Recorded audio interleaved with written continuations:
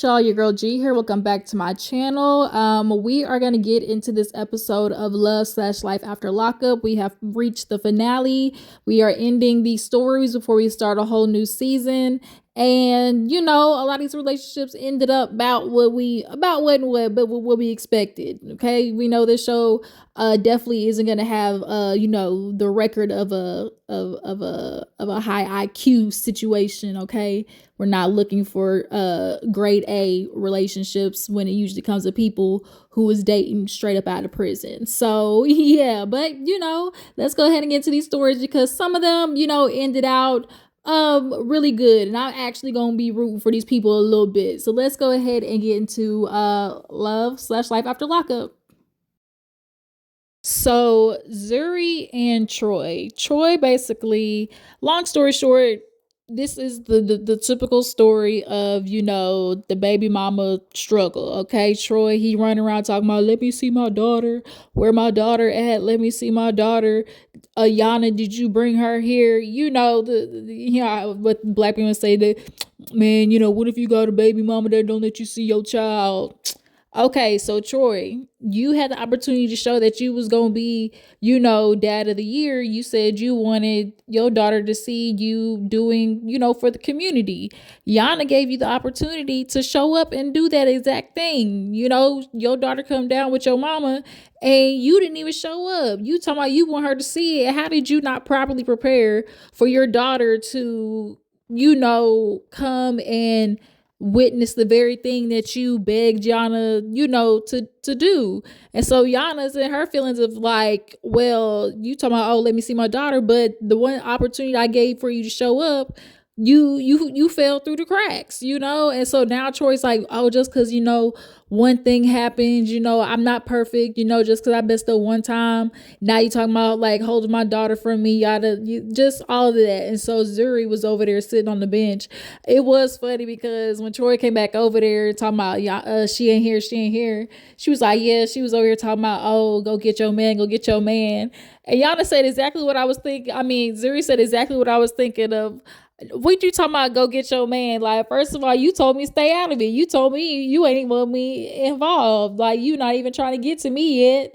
So now all of a sudden, Troy walking to your car, and all of a sudden it's get your man. Like, that's your man. Why you letting him act like that? Girl, stop it. So nonetheless, Zuri calms Troy down, and she basically let him know from now on until, me and you were good, until me and you were good, and when it comes to us, then we'll worry about, me getting to know Zuri. But I don't trust no strangers with my daughter. So until then, you gonna have to bring your ass to Buffalo to see your daughter. End of, okay? And so we see in the update at the end that they finally get I guess better. So now Yana is allowing the daughter to come down to I guess Syracuse is where they're at. Yeah, and she was finally letting the daughter come down to see Troy. So, that's a good little update. Also, and Zuri and him are planning for a real wedding, because they already married.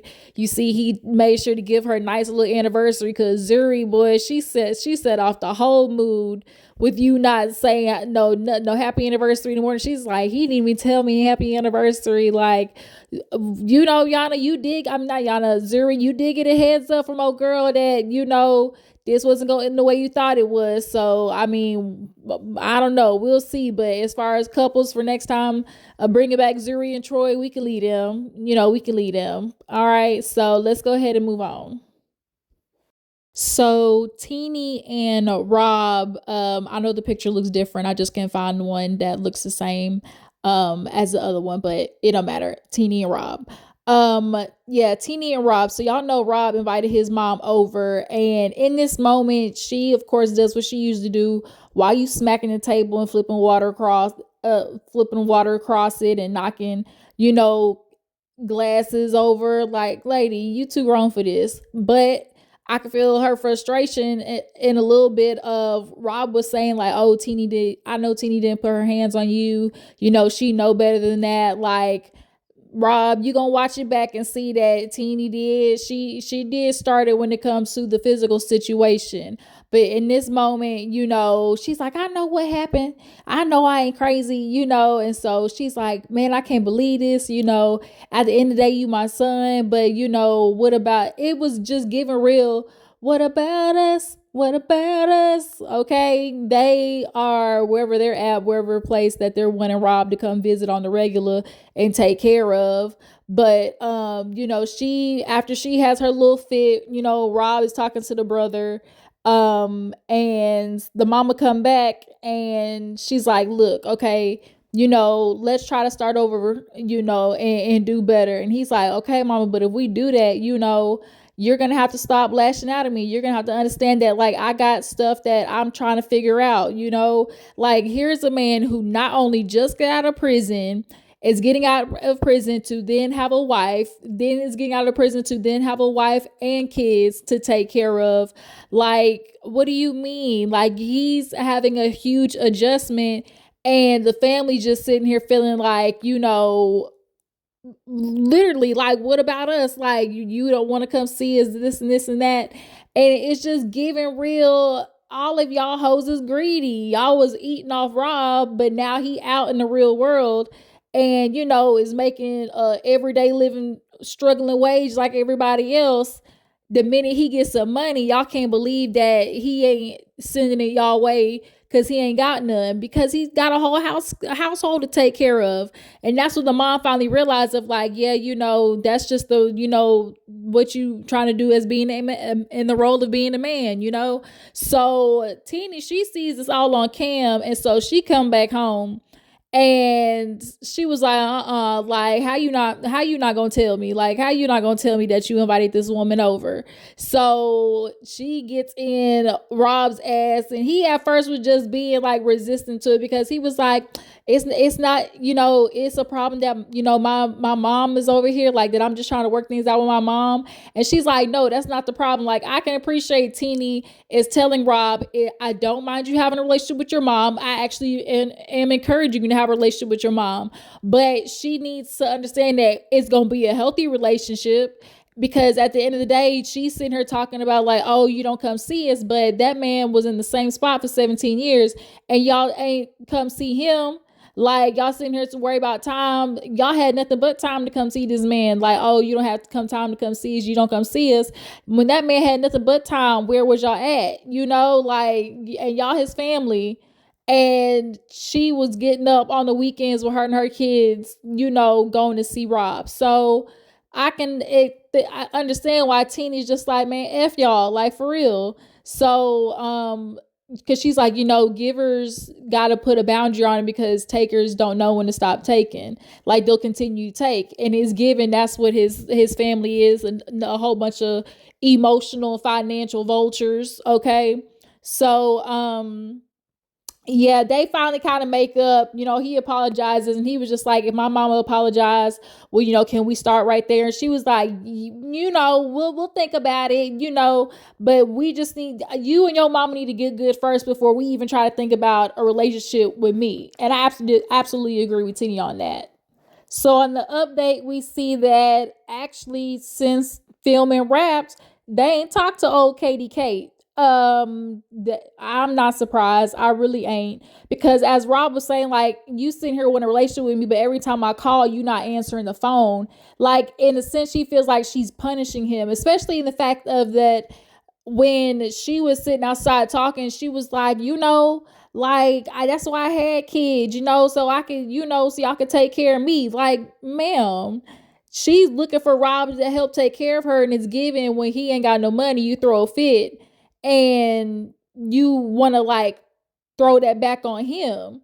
You can't do that, mama. Like, and then, like he said, like, she'll be talking basically in a sense of, like, just going back on I really about how she feels about Teenie. Like, she said something about how she likes to go basically keep bringing up the past, or who's around. And so it's given like the mama's not like in Tennie also, because she not no woman who feel like, oh, make sure you break your mama off a little something, as the ex was, because she always brought up the ex. So it's just madness. The kids was in the house talking about, ooh, mama gonna be mad. Like they know Rob mama is crazy. I really do feel bad for Rob, because you can tell he wants his mama. Like the way he says mama too, like he just, you can tell he's a boy that wants to appease his mom, but is understanding that she batshit crazy. Okay. So yeah, in the update, they ain't talked to the mama. I'm not surprised, because also by the time the show done came out, so everybody done watched it and seen it back and saw that Tennie put hands on her first, and you could imagine how that call was. You could imagine, or the fact that she probably was expecting to get a call, an apology, but Tennie just wasn't gonna drop her ego to do it. So yeah, and then also Rob got old girl removed off his face. I mean off his arm, so he no longer got a tattoo. And Tennie's words, get that that's tattooed on your arm removed, because I'm sick of looking at it. But yeah, you guys, that's it with them. Let's go ahead and move on to the next couple. So Melissa and Louie, y'all, I ain't gonna lie, I really do have a soft spot for Louie. A lot of times I be giving you niggas grief, but there's a few of you where I can actually see that there's something, trying to come out and do the best. There's something in you really trying to grow, and I see that in Louie, because out of all the men that we've seen come out of jail, how many of them have we seen actually like get out and do an ounce or a smidge of what they actually said they was gonna do? Louis hasn't relapsed. Shoot, he got out, bought himself a car, even though Melissa was mad about it. Why didn't you talk to me about this and that? And it was like he wanted to do it on his own, so he went and got his own car. He moved up there to Jersey with Melissa. We ain't like, he actually, did not only talk the talk but walk the walk. But now, in regards to that walk, Melissa, you try to clip man at the ankles, because here he is showing up for you, getting you well exceeded your expectations of a nice ring. He blew the bank for it, and he has saved money, because a lot of times a lot of people don't know, when they be in jail they be working and stuff, so it do be a lot of inmates who come out and have a little pocket money on them, because they've been working while they've been locked up, and so they take it out with them. And I do think Louis did, that was one of the big parts of the reason why he had money saved. But he actually, I mean, imaginable, did the unimaginable, and spent all that money on a ring. I'm one of those people that's like, look, if you got all that money, I'll appreciate the ring. You can give me a cute little yang yang yang, but like, use that money as an investment. Like, that's it, because if we gonna be together, we gonna do this thing. Like, I see that money being more invested into the future, like a house or whatever. So nonetheless, he's getting in Melissa's ass like, you don't trust me, like you clearly don't believe what I'm saying. And she trying to lie, sitting there talking about, no, it wasn't that, Louis. It was, I was getting it insured. I wanted to make sure the ring was okay. Nah, that was the excuse he was using. You and that friend, y'all basically, it was giving real. I was thinking the friend was really trying to see if Louis got her a real ring, because one of the things is like, oh, yeah, he got you a ring, but was it lab grown? She didn't want no lab grown diamond, because that's the thing, is like, no, I want a real diamond. And so that's what he did. And the realtor, not the realtor, the appraiser basically said that the ring was worth $24,000. So now Melissa actually hearing it is like, oh wow. Even the friend was, so you could tell there was a little bit of her that was just prepared for it to come back on some BS, because what else would you expect from him? Even if she didn't think that, oh, he got the money, illegally, or did something salacious to get her a real diamond, I think it was more of the thing of like, oh, let's see if it's real or not, because at that point, it's just like, yeah, her face was like, but it was, you said illegal though, right? Like, yeah, illegal is illegal. Like, girl, if you don't shut your ass up.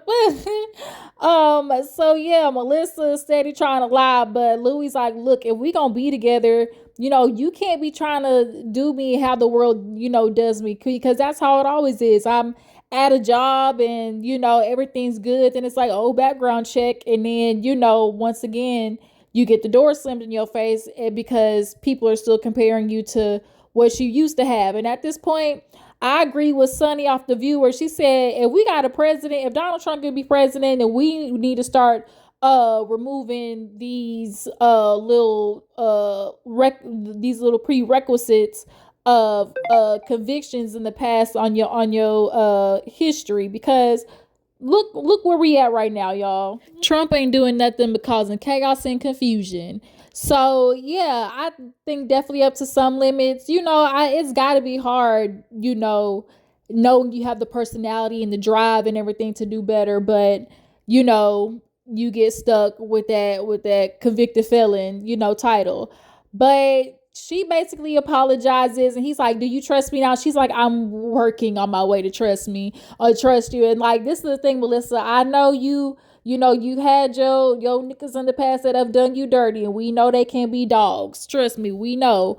But don't you run that good man off Savannah, okay? You got a good one, Savannah, with Louie. So don't be the woman that nags at him so much of all the things that he, like, you're getting him in trouble for things that he don't do, that he decided to do it because you already punished him anyways. Like, like, there are some people who just kind of do. It's like, well, you already treat me like I do it anyway, so I might as well do it, So Melissa, and also too, beware of your friends on the side, that might be looking for the moments in which are having angst and doubt. Are they playing upon that a little bit more? So Louie, y'all, he's gonna be a realtor because Melissa wants a destination wedding, and so Louie's gonna do what he gotta do to get it. Okay, so let's move on. So y'all, with Brittany and Kerok, I'm not even gonna lie. You know how there's some where some, like, you see a couple and you start out thinking, oh, this person's the problem with the relationship. By the end, you realize, oh, it actually is the other ones, and that's kind of what happened with Brittany and Kerok. When I first saw Brittany and Kerok, I just saw a little bit of ways in Kerok that I was like, I can see how this could be the problem in a relationship. But Brittany, we seen your contribution to the best ass girl. You sit here worried about being on probation so you can get close to Kerok, but you don't want to do nothing to have to get there. It's not making any sense. The math is not mathing. So in this situation, y'all know Brittany and Kerok moved down to Houston because he had an HVAC, situation going on that he, got approved for or whatever through working with Brittany's cousin. So they all obviously used his savings, okay, to move down to Houston, got the apartment together. It looked nice. And so Brittany has to go back because she wasn't approved for her, transfer yet. So she only had like a little 30-day pass. So now that it's time to go back, they're sitting there talking about, okay, what's the plan going forward? I guess Brittany's gonna go back and be with the friend, and the friend basically is on the phone with her, like, just get here and do what you need to do to, get everything prepared for your life. But she started was like, but yeah, girl, I can't wait till you come down here, girl. We gonna hit the club. And so Brittany was, Kerok was around. She was talking about, they got this new app that you can put it on your car data to let you know when you speeding. And so Brittany and Kerok already got an app, I guess, that go both ways because Kerok cheated in the past. So, and then also Brittany, was kind of moving and shaking around on Kerok at some point. So them being in a long distance relationship is, I don't see that working. I don't see that working. But yeah, it was funny listening to the friend. At some point, I was listening to the friend and how she was saying it. She definitely was doing it a little bit to just kind of like jab at Kerok's side, because she was like, "Ooh, yeah, girl, like, shoot, I can't wait to go to the club." Like, it just kind of had like that sarcasm to it, like, Kerok, it's definitely gonna hurt your feelings knowing that, you're not gonna be able to see what Britney's doing. But Kerok let her know. Now look, the whole point of Britney going back is to get her life together, because at the end of the day, she got a $10,000 fine she need to pay off if she want to get her butt back down here. Like, so Brittany needs to get up there and really start making it shake, because Brittany, girl, finding out that you don't want to like get cheaper nails, or she's sitting there like, I'm not doing no service, no nothing. I've already been waitressing after people and taking people's orders. I'm not doing it no more. Because I remember she said that a few episodes back, and I was like, girl, you need to do what you got to do. Like, you are in a position to sit there be picky, like, because you already got jobs that's not in your reach because you got a record. So if you have a better chance of getting down faster if you would pay the damn fine off. So Kerok, mama and cousin actually come over right before Brittany leave. And Kerok mama, she's in love with Brittany. She's like, girl, you are like my child. So, we gonna ride with you, So if you don't make it down here, then we'll come back. And at first, because I was kind of in and out on this part, I was it didn't click to me what the mama was saying to Brittany. And so when Kerok went outside, I was like, wait a minute, we just gonna have to do the long distance thing, because what about me? Because at the end of the day, Brittany, the reason you are even able to sit on your ass right now is because Kerok is going to work.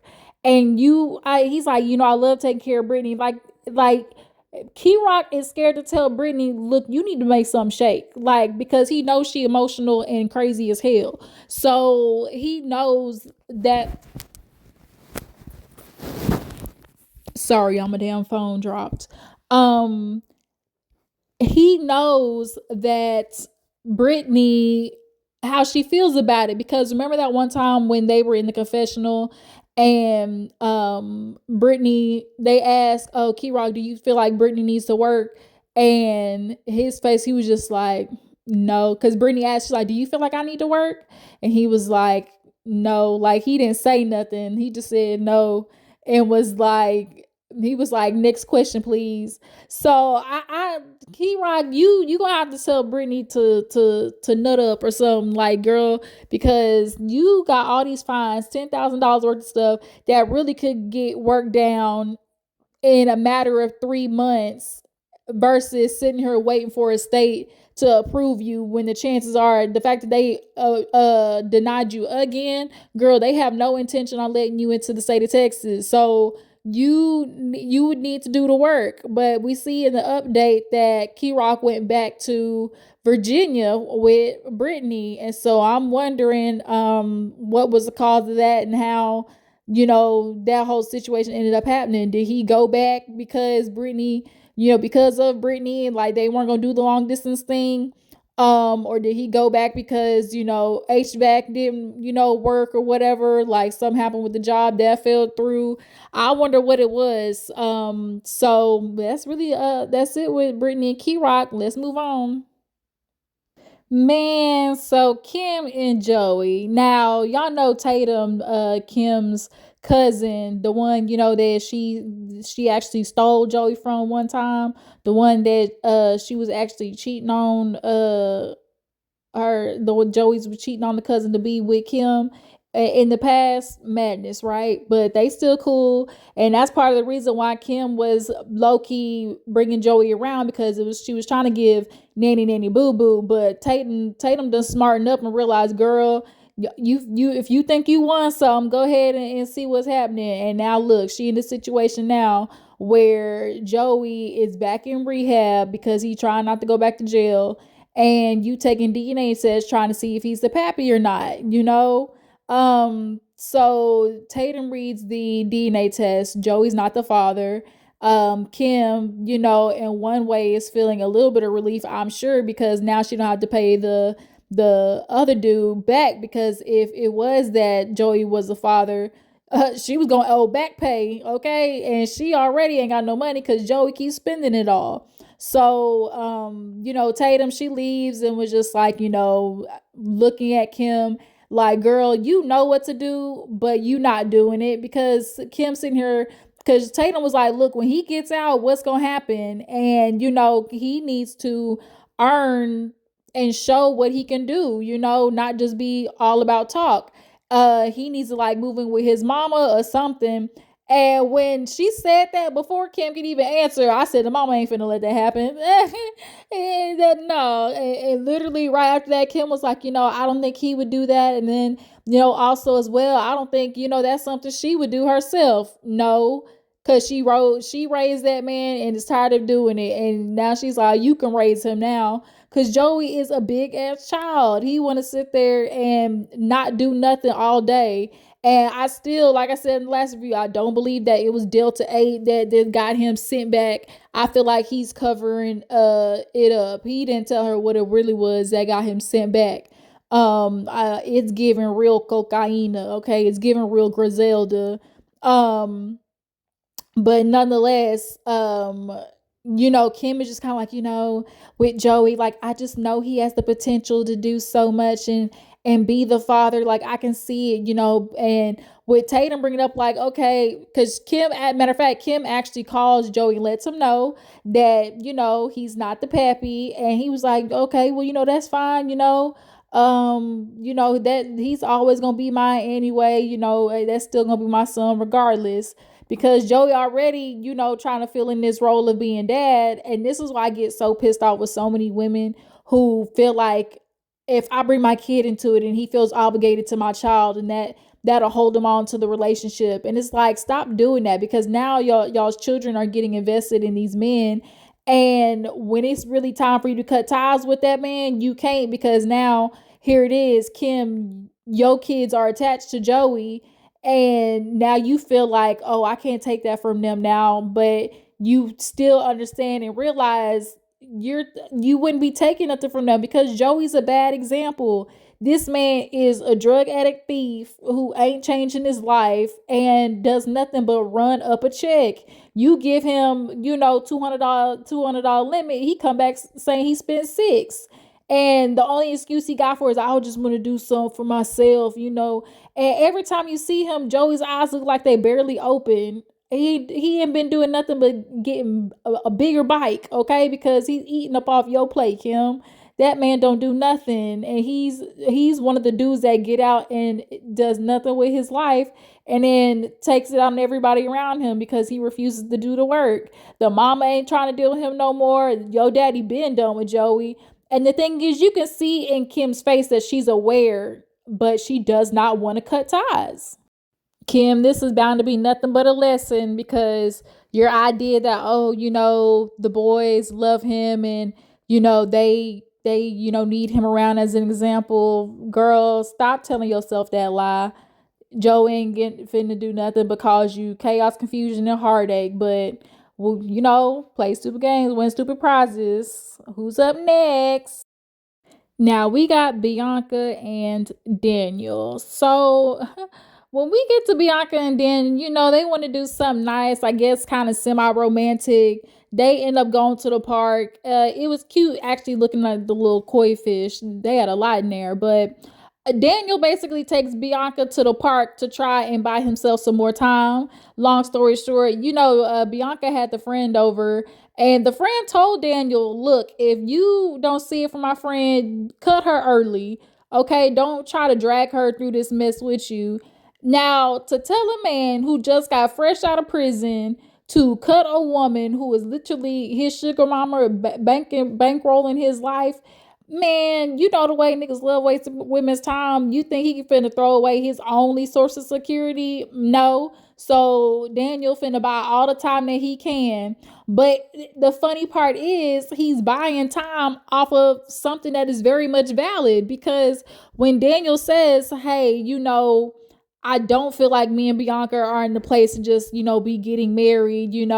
She's young. We still have things that we need to figure out. I don't have my life together. That's what he's trying to tell Bianca. Like, I don't even have my life together. I want to get a steady job. She's like, well, we can get a place. And he was like, yeah, but we'll deplete your savings, because, he got to care about that savings. You spend it in now, but we going to need that money later. You just running through money. And he need that money to stick around for a long time for him, okay? So he knows he need to work, get a job, and, become self-sustaining. But Bianca's not seeing it that way. Bianca's looking like, Negro, I done spent money while you were locked up. I done paid for that, paid to move, paid to get an apartment. Like, all she's thinking is time, money, and energy I done put in this, okay? 11 years. Okay, she has been struggling with Daniel, and now that he's out, she needs something a little more symbolic to be able to run and show people, see, like I didn't waste my time. Like, see, I'm not being dumb, because that girl up and left. I know her friend gonna feel some type of way when she watched the show back and she saw Bianca in the confessional calling her jealous. Maybe my friend is just, jealous because, she's not gonna get out and go anywhere. Like, she's not gonna be free to see the world. And I was like, oh. And then that's the same exact friend you needing to come down to see you because your life is miserable trying to be in love with some ex-convict. So yeah, Daniel decides to pull out a promise ring. Her face kind of lit up at first until he kept talking, and he was like, well, this isn't an engagement, like this is a promise, like a promise to you that we are gonna do better going forward. And Bianca was looking like, oh, that's so cute. Like, that's nice. And so she's like, but what does this mean? Like, what are we? Like, that's how Bianca be getting him. She was like, what are we? Like she wants him to say, fiance, but he's like, like we're boyfriend and girlfriend, So she's like, uh-huh. And so he's like, what, like, are you not, happy? Like what I'm saying or whatever? Like, I thought you would, be up for it. And she just kind of like, it's really just giving me pity. It's giving me you trying to buy yourself time. It's giving me, you don't really want to commit, because he's not necessarily saying like, oh, this is a promise that one day we will get married. He's always just saying like, this is a promise, for me to get better and for us to work our way towards something. Like, he ain't necessarily saying that he's gonna propose in the future. So we see the update. They end up getting a new apartment, which I'm sure Bianca paid for.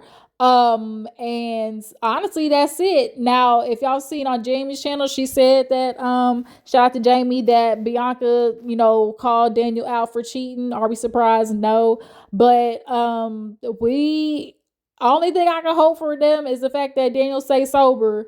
Because if you keep saying we'll be fucking around with Bianca, you gonna be back on the street, okay? Drug addict, cracked, okay? Tooting it up for $1 bill. Let's move on.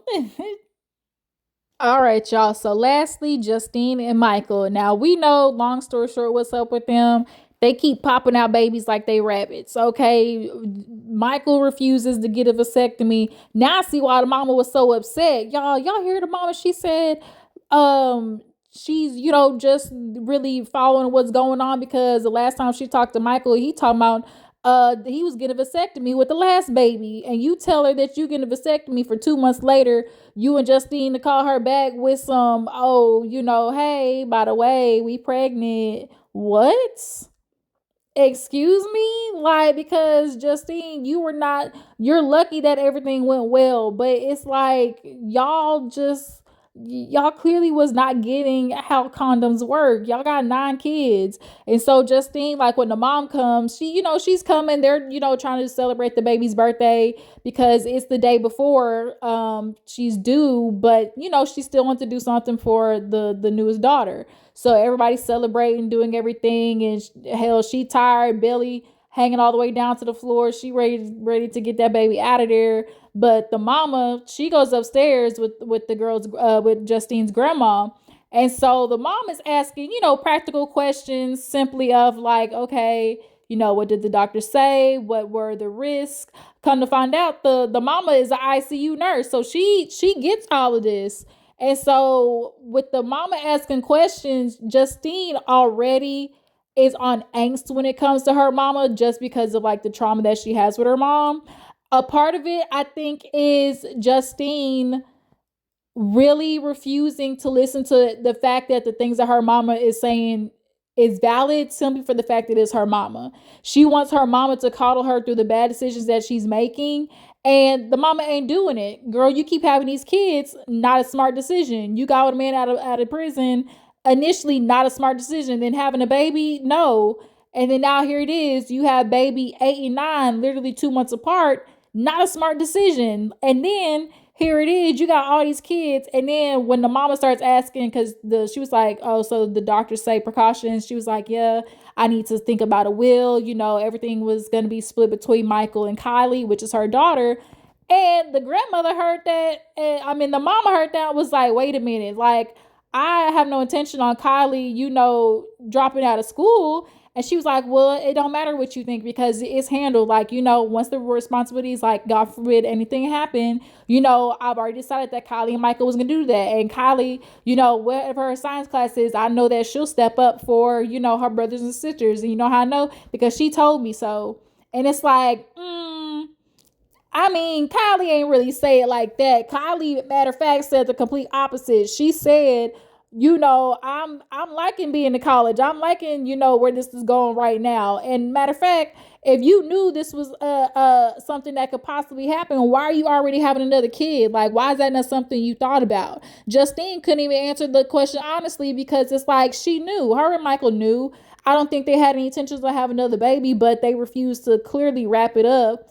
I just think either Justine and Michael probably even gotten pregnant before and already terminating pregnancy. So her getting pregnant again, it's kind of like, damn, we can't do another one. So that's maybe it's something because that be happening to some people where they get pregnant and they do one, and it's like they do one and to terminate a pregnancy, then it's like they get pregnant again. Then it's like, damn, we can't keep doing this, especially as a woman because that's your body on the line. So I don't know. Either way, Justine and Michael have another baby. Um, and I guess all's well that ends well. Justine, I know you have issues with your mama, but you have to start trying to admit to yourself that your mama be right about half the stuff. And it's a good thing that Michael's mom could come down and help because like I said, you got 9 kids, literally some that are months apart. And it's just like, what are y'all gonna do for funds? Y'all kids aren't gonna get the individual attention that they need. Like, of course everybody's like, yeah, our little blended family, it's so great, yada yada. But it's some shit going down in that household that's definitely being overlooked. And I think Justine's mama knows it, which is why she gets upset when she keeps popping out another goddamn kid. But Justine and Michael tried to be on that Beyonce and Jay-Z ish at the end of the episode with they rap and everything. I said, what in God's name? Who asked for this? Yeah, and that's really it with Life After Lockup, you guys. That's everybody. Y'all drop it in the comments and tell me what you think about the season, how the couples ended and what you thought about it. And I guess we're gonna stay tuned for the new drop of Love During Lockup, okay? And I will see y'all when that drops, y'all. Deuces.